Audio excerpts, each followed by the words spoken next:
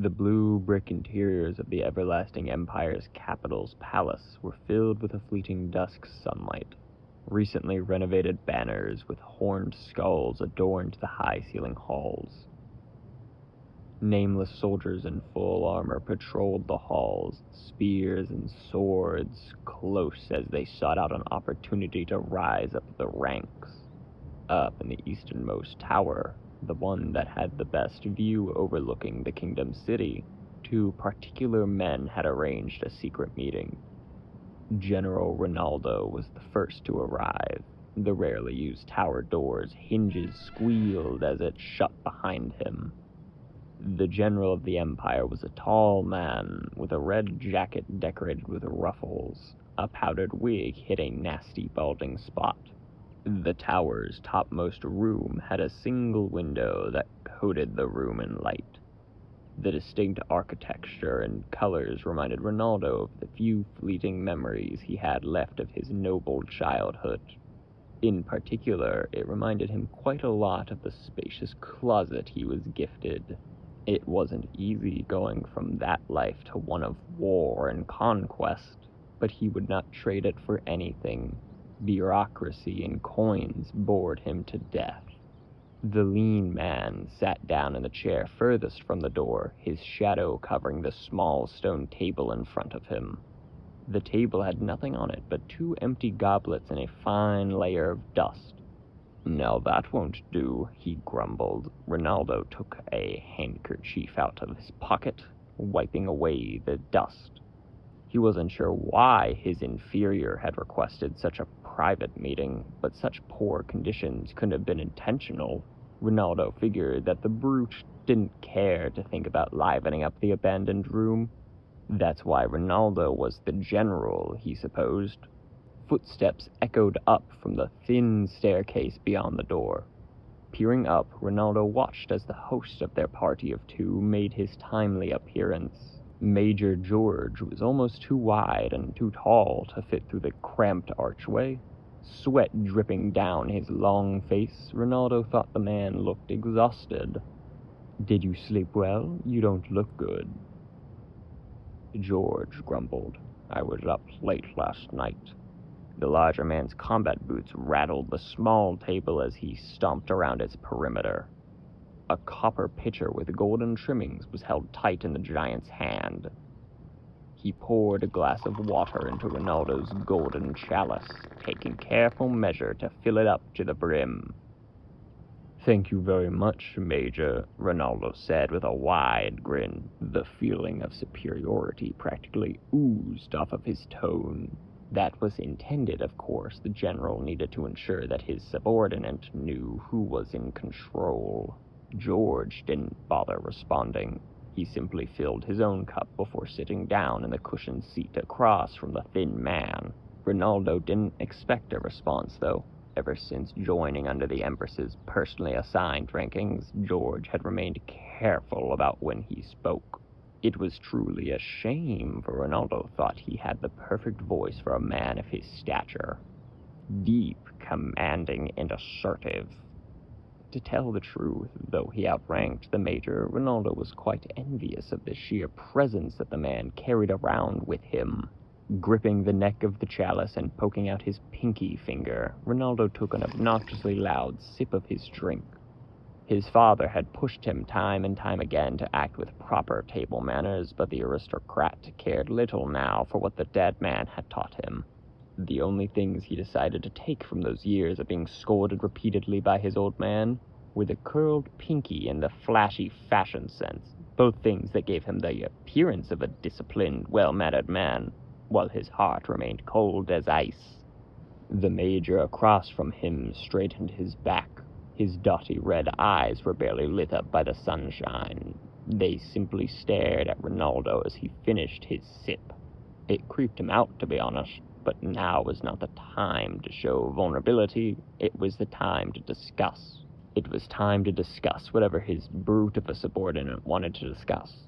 George had kept the details fairly sparse with Ronaldo last night, heavily stressing the fact that the meeting had to be secretive.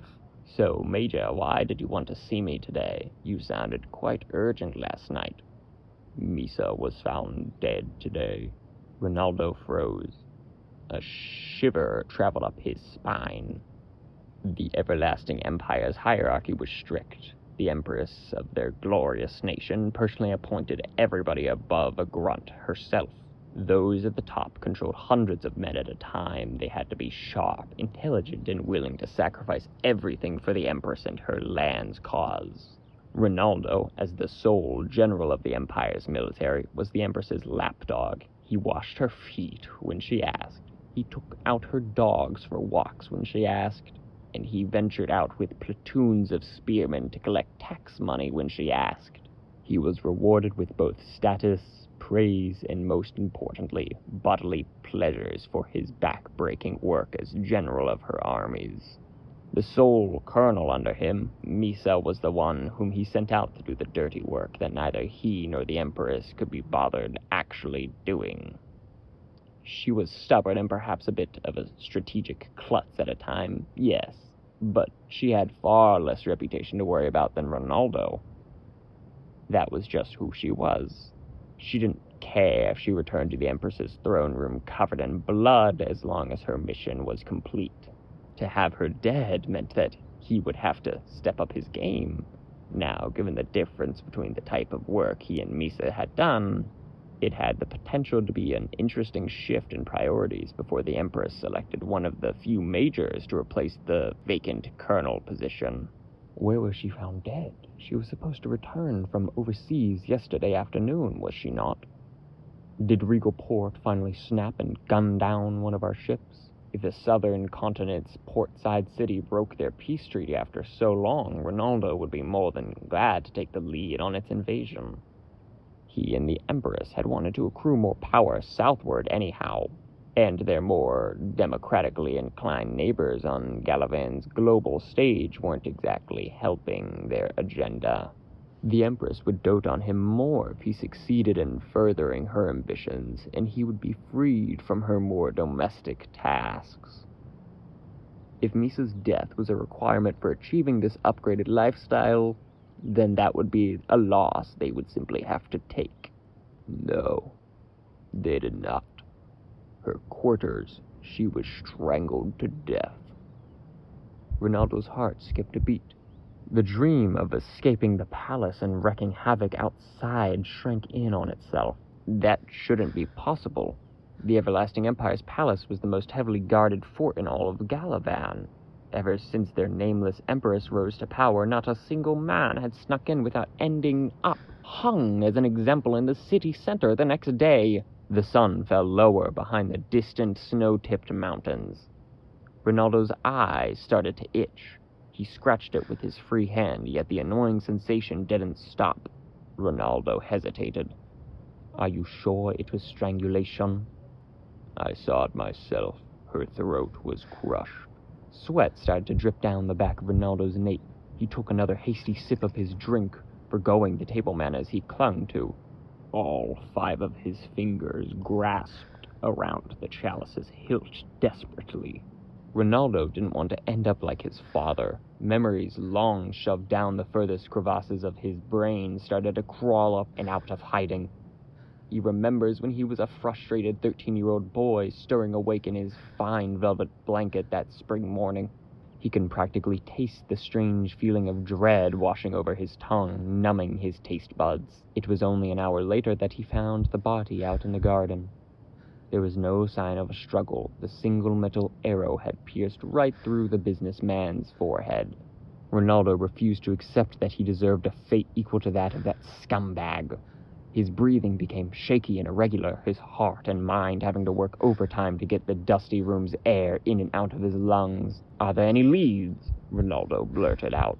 His nervous eyes met George's, or rather where he thought George's were.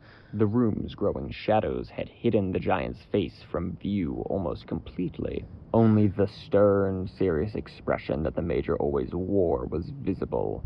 It should have been comforting to Ronaldo that at least one of them had their heads screwed on straight, but his pride was bruised that it was not him. Yes, a note. Apparently the cabinet down at Regal Port did not see her last visit in the kindest of lights. Ronaldo cracked a twisted grin, the hairs of his powdered wig stuck to his now sweaty, sticky cheeks. I had a feeling.